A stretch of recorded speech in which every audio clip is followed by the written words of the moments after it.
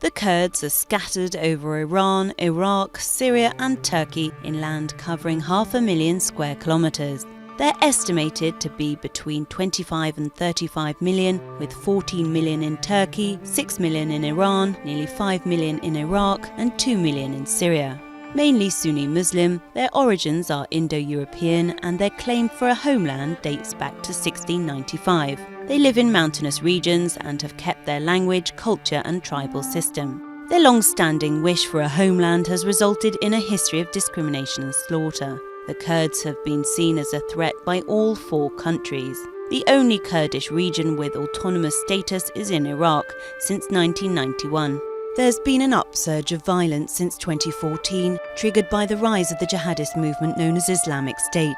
Kurdish fighters in both Iraq and Syria have resisted jihadists in bloody battles, making them an effective barrier against the radical Islamist threat.